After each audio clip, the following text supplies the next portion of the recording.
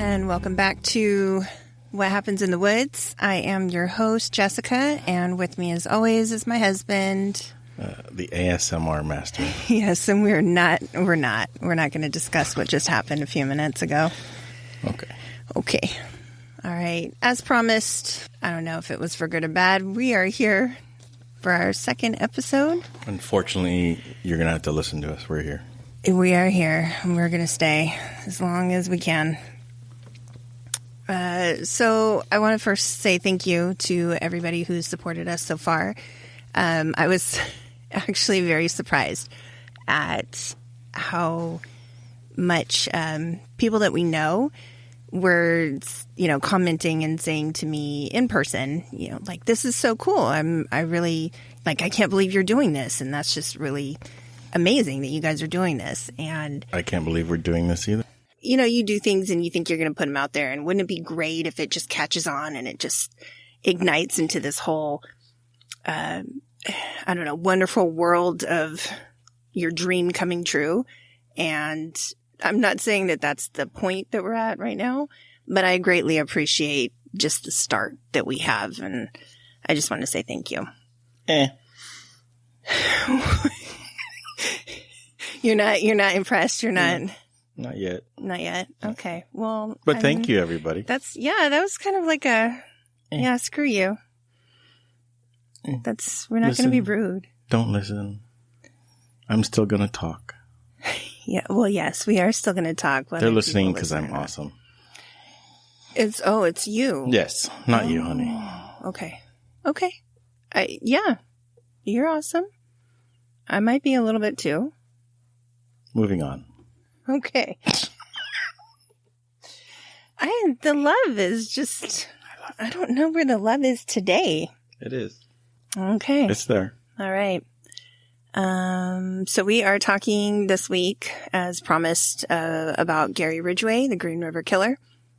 And we kind of shared a little bit of information about when Brice came up and was getting ready to start his new job, staying at that place. He shared that story about the hotel where he stayed at. If you want to recap that for anybody who didn't catch it. What do you mean? People listen to this all the time. Do you want to recap your story yes. or not? When I moved up, I reported early. I stayed at a hotel, and I still don't remember the name of the hotel. That's awesome. Anyway, I checked into the hotel, and it was 1:00 in the morning when I drove up. Went to my room, which was, a couple buildings over, and the clerk had met me kind of at the door, but kind of surprised the hell out of me.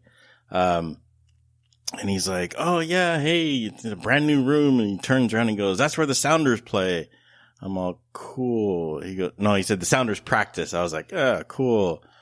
And then second thing he goes, oh, that's the Green River where they found all the dead bodies that guy murdered. I was all, who? What? And he's like, yeah, Gary Ridgway, the Green River Killer. I was all, never heard of him, dude. And that's how I started my night in Washington. So, yeah, that kind of was our introduction to Washington crime, true crime in this area. Not having been from here, not visited, not knowing. What a way to start. Yes. So I couldn't think of any better way to start this podcast than with going through his story and kind of discussing him. So recently, too, there was a documentary that came out the day that we uploaded our first podcast, our introduction. I am at work, and one of the ladies that I work with is like, hey, did you catch the documentary? And I'm thinking, no, what documentary? What is it? I need to watch it. She said, yeah, it's on the Green River Killer. And I was like, fuck. We haven't even discussed him yet. Like, that was our big intro. But you've also done a lot of research. Oh, my God. I've done a lot of research for like 3 months now. So I kind of feel like I know this guy in and out. And I don't want to know this much about him, but I do. So really, the documentary didn't have much information that I didn't already know. Yeah. A little bit. I mean, snippets here and there. More, it was very interesting. And of course, I'm going to highly recommend anybody go watch it if you haven't already. Where and you haven't watched it, right? No. Where'd you watch it? On Hulu. Oh, okay. So, Ted Bundy just came out on was that Hulu too? No, that was Amazon. Amazon, that's right. So Amazon did Ted Bundy, not really on Ted Bundy, but, discussing the victims and more from a female perspective of how he affected lives and things. This was Hulu, kind of, I don't know, maybe they're playing off of each other and we're going to get some really good documentaries starting. I don't know. They really took a lot of his like the recordings and some of his court proceedings. They took a lot of that information and showed a lot of that footage. And it was, to look at this guy, one of the things that just caught me right off the bat is when you are watching his footage of him discussing these crimes with people, with the detectives, with the psychologists, he's looking them straight dead in the eye. And he is talking very precise, very matter of fact. He's answering questions like it's nothing.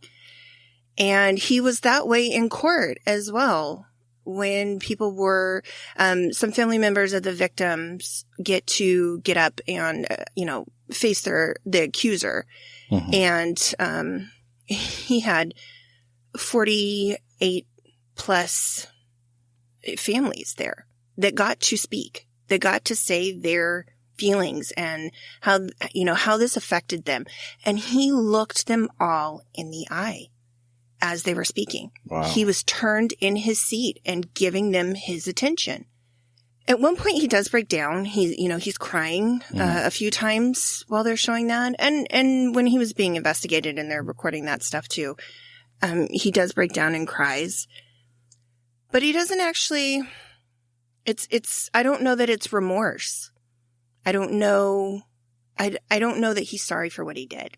So it's very interesting to watch because I really had mixed emotions with it. That being said, I recommend that everybody watch it. It is on Hulu. If you don't have Hulu, I was able to pull it up on Google and just watch it on my phone.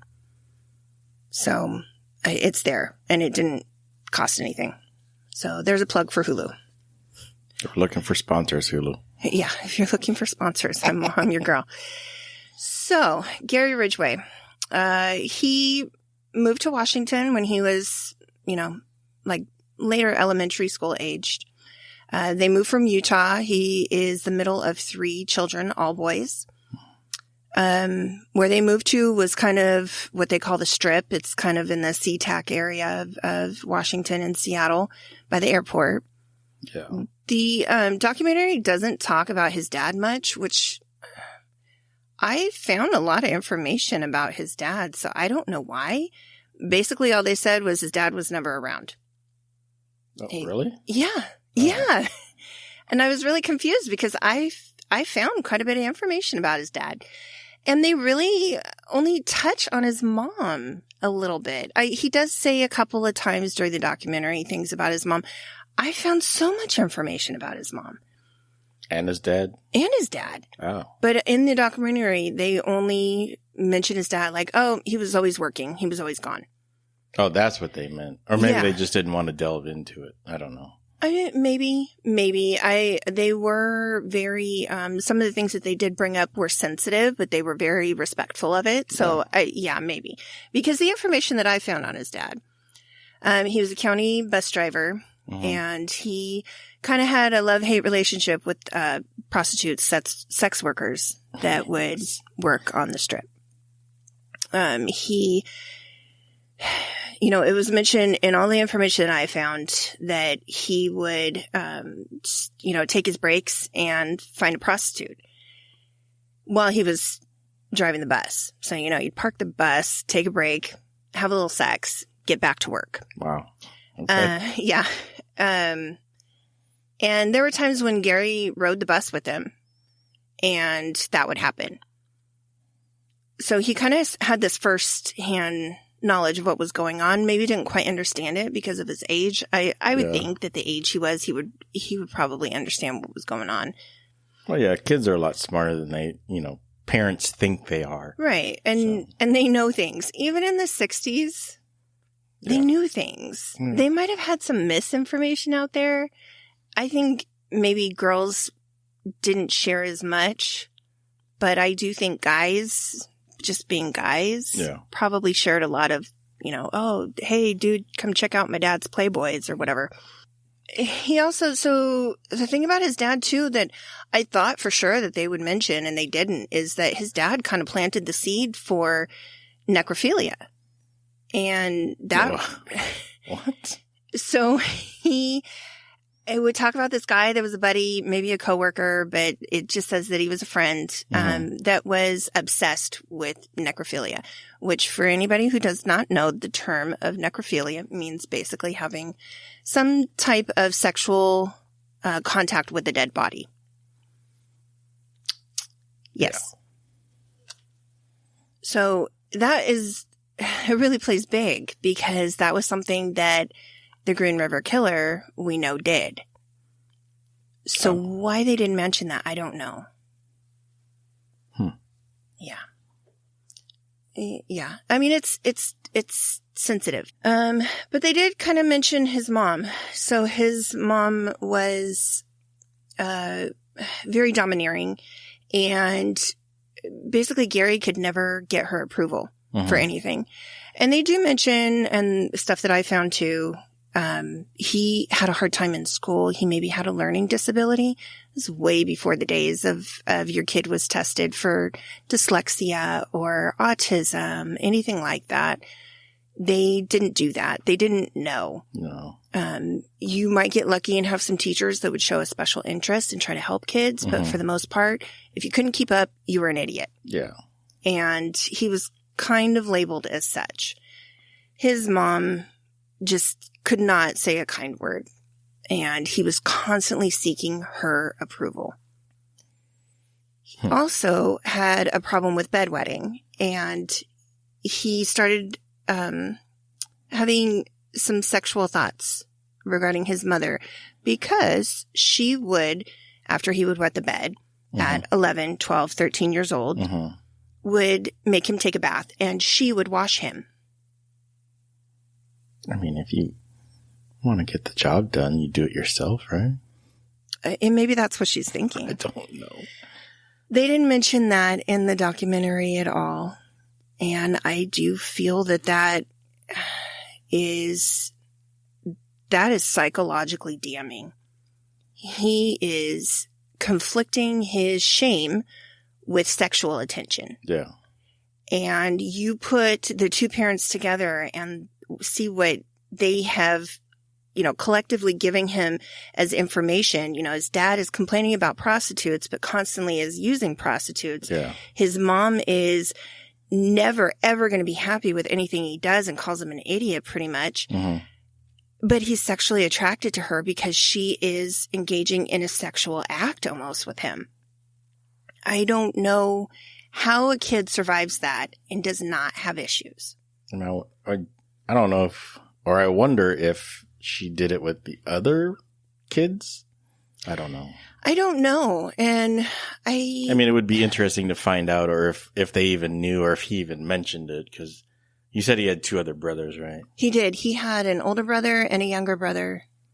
And they had to have had some sort of knowledge.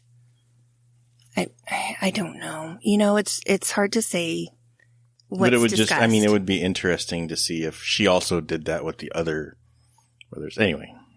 Yeah, that would be interesting. Maybe because they didn't become serial killers, it wasn't thought to ask. Maybe. I didn't see any information in all my research. And at this point, I've researched this backwards and forwards. So, yeah, those are formative years. We all know that type of interaction with parents it's damaging. He starts in junior high to follow girls home while he has a hard-on. He's, stalking them, following them to see where they live. And he's got a boner. Yeah. He, that basically